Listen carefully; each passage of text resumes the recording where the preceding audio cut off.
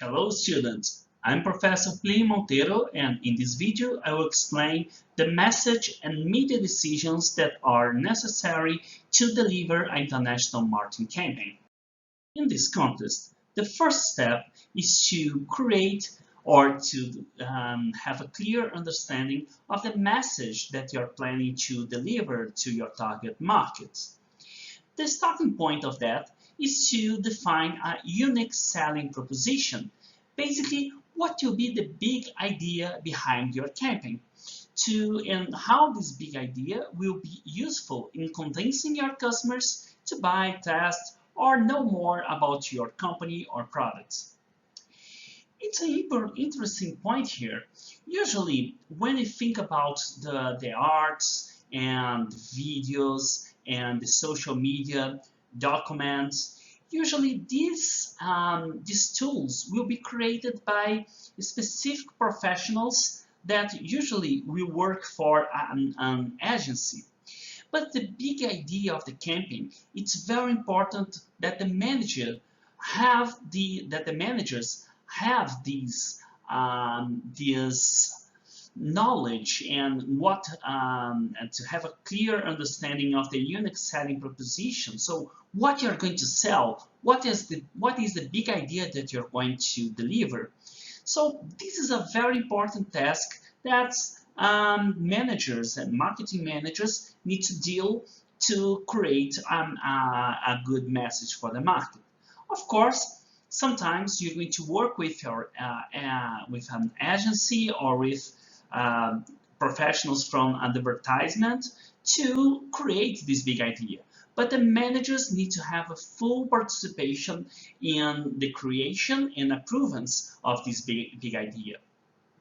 And in general, the big idea behind the campaign will have a balance between what we call informational appeals and emotional appeals. So what are informational appeals? So basically, it's when you create a message stressing the attributes and benefits of your products, of your company. And usually in this kind of message, you're going to present a lot of information about your competitive advantages, and also you're going to try to reach the rational to reach your customers and as rational decision makers. So basically, you're trying to deliver to them more information for them to make decisions. In the case of transformational appeals or emotional appeals, basically you're going to deliver a message with more soft and psychological arguments, usually trying to reach the heart of the customer, to bring a symbolic meaning to your customer. So you're not going to highlight attributes and characteristics of your product, but instead you're going to create an emphasis in the experience, in the emotions, and the social relations. And all these elements will be very important to deliver a message to your market. Of course, the balance between informational and emotional appeals depends on many factors, but especially depends on cultural and social factors, and also the product that you're going to, the category of product that you are delivering in the market, and also the stage of product life cycle and competition. In general, we need to have some elements of both types of appeals to have a great unique selling proposition. And of course, when you deliver a message, be aware that sometimes that you need to take care about copyrights, not only the message that you are using, but also when you're using a message that other competitors or other companies can claim that these messages or these arts belong to them. So be aware of that when you create the unique selling proposition and the main message of your campaign. Let's look to some examples that will show us the differences between an emotional appeal and informational appeal. I love you! Prove it!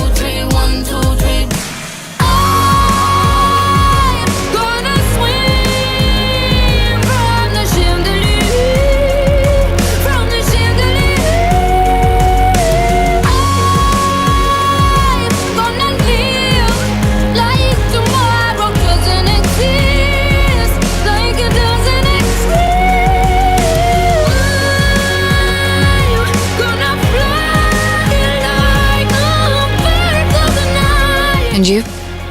What would you do for love? Miss Dior, the new eau de parfum, Dior. You've probably heard of Slack. Your friend Brianna from soccer practice told you about it. She loves Slack. Oh, I love Slack. I use it for everything at work. Brianna works at the Daily News doing newspaper things. You probably know that Brianna uses Slack to send private messages to her colleagues. But there's a lot more to it than that. In fact, most of her company's work gets done in public channels. Channels allow people to organize themselves by team, project, or really anything. All of our teamwork happens in channels. And it's way more than just a place to talk. We keep all of our files here too. Brianna can add documents, photos, and other files right in the channel. And if a file is crucial to a project, she can pin it to make it more visible to her coworkers. And if a certain channel is particularly important to your work, you can star it to add it to your list of favorites. Slack helps me keep track of everything at work, even when I don't really know how to solve a problem. With Slack, the right people have the right information when they need it, even across departments. There might sometimes be a lot of people in a certain channel, but Slack helps keep conversations organized. Slack integrates with all your favorite workplace tools, so it's easy to keep everything you do in one place. Thanks, Vince. And because all of your company's communication is in one place, it's all searchable. Yeah, that was really helpful when I first joined. It was great to have full access on day one. I pretty much jumped right in. When your company uses Slack to collaborate, it quickly becomes the central hub where all your work happens. Seriously, all of my work happens on Slack now. It's easy, efficient, and fun. Trust me, you totally love it. Trust your friend Brianna from soccer practice. Get started with Slack today. Cultural considerations will be very important to define the best approach for delivering a unique selling proposition for your campaign. Let's see some examples and how some cultural and market factors can lead you to the usage of some type of argument. Please keep in mind that these examples are not 100% applicable. You have a lot of variations. But in general, just to give some examples of how these cultural and market characteristics will give more effectiveness to the usage of one type of appeal. So are rational and using a lot of argument. So this kind of appeal will try to convince customers to use a product. You not only present characteristics of the product, but also you try to convince your customer to do something, to buy the product or to test it.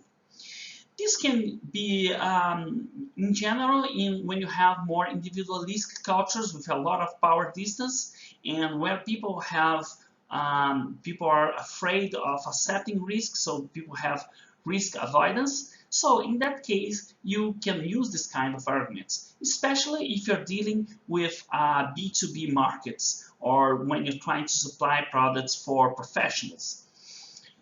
Good examples where this kind of appeal is especially useful could be countries like Austria, Belgium, Germany, and United States. Let's see the example of using a rational appeal with a kind of a lecture. In that case, you're not going to convince customers. You're going to present ideas. You're going to explain details. But you're not going deep and trying to convince them to do something. This can work better in collectivist cultures where exists a lot of power distance and also a lot of avoidance of risk. So countries like Belgium, Italy, and Mexico could work this kind of appeal. Also, we have the emotional and psychological appeal. In this case, you're going to use more soft, more abstract messages. And in this case of a psychological appeal, you're going to use more, find more elements related to the experience, to the social relations. This could work better in collectivist cultures where power distance is high. And also, it's usually is necessary to use a lot of advertisement investments to make these campaigns to work. And also, you can use this kind of appeal when you have control, when the government control the campaigns and the communications. So if you have a lot of restrictions on how you can, what kind of messages can you deliver, then you can use more abstract and intangible messages to try to explain your value proposition. In countries like Hong Kong, Taiwan, South Korea, this could work. This kind of message can work in many cases. And also you can have emotional appeal with a lot of drama. So here you're going to emotions, you're going to extreme sensations, you're going to our most basic needs and wants. In this case, you can use this kind of appeal where you, in countries where you have a lot of high power distance, and also you need to invest a lot of money in advertisement to apply this kind of appeal. And for instance, in Japan, Hong Kong, or France, this could work, especially thinking about extreme emotions and extreme sensations. This is one example. For the same product, cheese from Norway, we can see that the message to Russia will be, you can see a lot of emotion here. It's an emotional appeal, but you looked at the emotion that they are trying to reach are more related to tradition, to traditional life, to traditional family. And of course, this is related to some cultural aspects of Russia. If you look to the campaign for United Kingdom, now the same product is now the unique selling proposition. It's also an emotional aspect. You have some more, as you can see in the right, you have more elements of information. But basically, the most important aspect is the luxury. It's like a masterpiece. It's something that will bring status. So the idea here is different. You also have a lot of emotional appeals, but you have more informational appeals. And then the unique selling proposition here is basically different compared to luxury from tradition. We continue our example presenting the same product in two different markets. For instance, in the left, we have the product in the United States. And in this case, we have the change in the product itself. So we have a light product with less fat, less cholesterol, and less calories. And you can see that you have some emotional appeals, but you have a lot of informational appeals. And as you can see here, they are trying to give a lecture, like explain details of the product, but not really trying to convince people to do something. In the right, we have another example in Australia. And here you will still have a lot of emotions, and they're trying to bring something to make association with champagne, something that is considered very good, a very good product, and a product with for people with high status. And at the same time, you can see that you have more information than in previous campaigns. And in that case, you have one emotional appeal relating to status, but you have more information about the product's alternatives and how the product will bring a special meaning for the user. When dealing with international messages, it's very important to adjust your messages to each market that you're entering. Let's give some examples. For instance, legal drugs will have and pharmaceuticals. Usually you need to take care about the laws and regulations in the foreign market. And most of the times you need to add add some elements to your message to fulfill these legal requirements. Also, take care about the usage of comparative and competitive advertising. In some countries, you can compare the products, and sometimes you can use products from competitors to make jokes or to make like a real fight in the television or in the media. And in some countries, this could be okay, like United States, but for instance, in Brazil, you cannot present the brand of your competitor in your advertisement unless you're willing to pay some fees or to be persecuted in law. So it's not so easy, and we have some regulations that make it very difficult for you to do that in Brazil.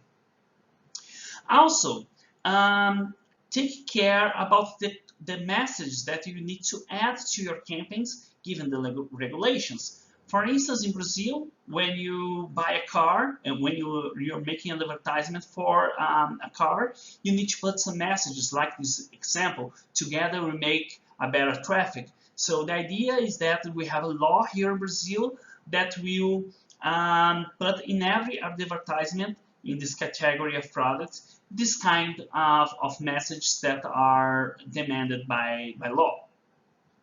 And finally, you need to take care about legal and ethical limitations for targeting children. So could be some limitations on the media that you can use. For instance, in Brazil, you cannot nowadays we have in YouTube a huge limitation in videos for children, especially if you're trying to sell something for children.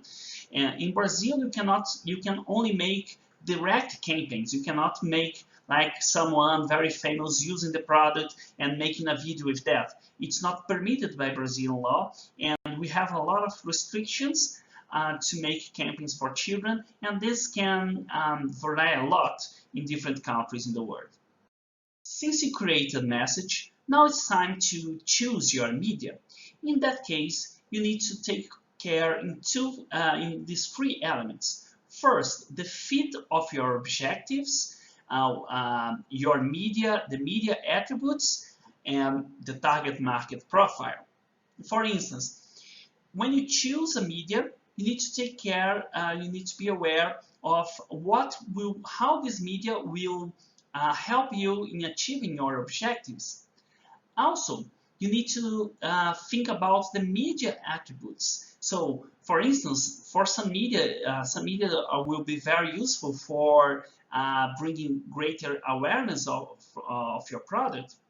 And other type of, for instance, television, and other type of media will be more useful for creating incentives for short-term sales, like the promotions, like discounts. And also take care about the target market profile. So if you're targeting children, young people, or in the case of young people, internet could be much more useful than for targeting, for instance, people with more than 60 years old. So depending on your target market, you may choose different type of media. Also, you need to focus on this decision in many different aspects. Two of these that are really important. Are you going to target to have a more narrow focus in your campaign? So you're going to reach just a few people, or you're going to reach a lot of people, like a mass media. And in this case, trying to have a more broad reach in the market. And depending on the media, these two channels could be, these two alternatives can lead you to the usage of different media. And also the level in the funnel that your customers are. So for instance, some media will be very useful for bringing awareness, so will be in the top of a marketing funnel, and others will be better for the bottom, like direct sales, for instance, will be better for the top, the bottom of your marketing funnel. And finally, try to understand the impact of these different media. Usually, impact will be defined by the reach, so how many people will be achieved by your campaigns, and how many times they will be you're going to reach these people in these different media. That will be the frequency. Usually, you can calculate that by indexes that the media will give to you, and the number of times that you're going to put your advertisement in this media. And the product of the reach and the frequency will be what you call the gross rating points. That is basically the gross or the raw number of the raw reach of your campaign. And of course, you need to understand how this media will choose you in leading other elements than just reaching them with a message. You need to think about, are you trying to change some beliefs? Are you trying to bring some feelings? Or are you going to change behaviors? Different type of media will be more useful for each of these impact objectives. With that in mind, then you need to choose your media mix. And you can select many different types of media, but in general, we can create a category of this media in these different groups. And some groups of media will be more useful for having a global campaign with a lot of standardization, and also to use a more cost-effective and standardized campaign. And other types of media you'll be more useful for local communications or creating a communication very close to the market, and also will be more useful for adapting your campaigns for different regions in the world. So let's look to the categories and see how we can use them to define your media mix. So advertisement can be defined as any form of pay and not personal presentation and promotion of ideas, goods, or services by an identified sponsor. So we can have advertisement television, newspapers, radio, and so on. We can use interactive marketing. When we have many online activities, games, programs, not social media, we're going to have it more here in the word-of-mouth marketing, but also you can have social media here. And the idea is to use that to engage our customers or to reach them directly or indirectly, and especially to raise awareness. And sometimes you can use that for also to have a more conversion in sales. You can use direct marketing. In the case, you can use email, you can use telephone, and even mail, or even the internet to send a direct message and try to have a real-time response in the point of view of customers. So direct marketing is usually very useful for fostering short-term sales. Public relations. So we have here different types of programs that will be aimed to promote and protect the image of the company or its products. So usually here you're going to have some social programs, or going to have some, you're going to promote, for instance, some sport teams, or to make a sponsorship. And this kind of activity could be very useful for increasing your public relations. Sales promotion. So basically here we have a lot of short-term incentives to encourage experimentation or purchasing of a product. You can give a discount. You can create a campaign to attract your customers to your shop, or you can create some attractives to people go to your shop and try to buy your products. You can work with events and experiences. For instance, when you sponsor a rock show or a music event, and in this case, we have activities and company-sponsored programs that will be designed to generate daily interactions or brand-related spatials. So the idea here is that you can create your own events, or you can sponsor some events and try to use your brand, associate your brand with that event. Also, you can use personal selling. In that case, you're going to have any personal interaction between one or more potential buyers. And the idea is trying to present details of a product, a lot of informational appeals, a lot of details of a product, and try to obtain orders in a more prompt way. So it's a very useful type of media for having short-term response in terms of sales. And of course, you can have word-of-mouth marketing. In that case, it's basically create incentives for online or personal interactions. For instance, you can ask customers to send a message to their colleagues in social media like Instagram, or you can give some discount for when you invite other customers to join your business. So this kind of strategy is useful for improving the word of mouth, and because of that is named as word of mouth marketing. Here we have some examples of different media that you can use in each category of the media types.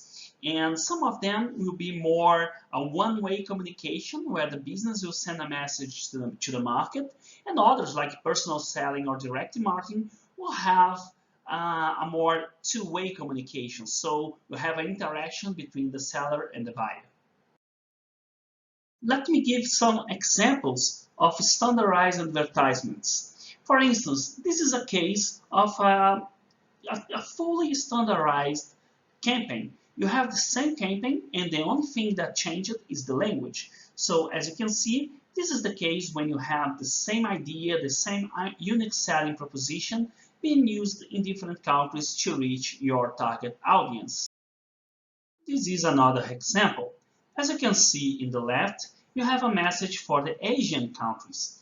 And there, since the educational system is very competitive and only students with the highest grades will have opportunity to enter in the university, Lego use a message trying to appeal to that.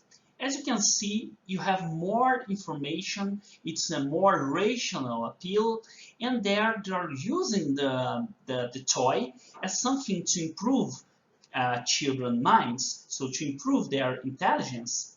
And as you can see, this is very different from what we have in the right. So the advertisement in Europe, you have more fun, you have more emotional appeal, and the idea of bringing creativity. And this is the one example where you have a very different unique selling proposition adapted to reach specific characteristics of the target market. This other example shows how you need to adapt your campaign given some cultural and market characteristics. In the left, we have this type of cigarette, the Prince cigarette, that is really not so popular outside Germany. And in that case, we'll have their targeting in this group where the cigarette is not really accepted, they don't have a lot of market share. And as you can see, they're looking, they're targeting more wealthy people, so people with more status or income. And also, they have a message. The main idea is, okay, try it, taste it, see if it's okay. So the idea here is trying to convince people that to test the product. And they're using some emotional appeal, and they're trying at the same time with the informational appeal, trying to convince someone to taste this product. In the right, we have a campaign for Germany. In that case, we have relations to something more traditional, like with some symbols of masculinity, as you can see, and you have a lot of traditional and focused in the general population. They are not focusing in high status customers. With this video, I presented the decisions related to the message and the media that you are going to use to reach your target audiences. And this is it, students. See you in the next videos. Bye.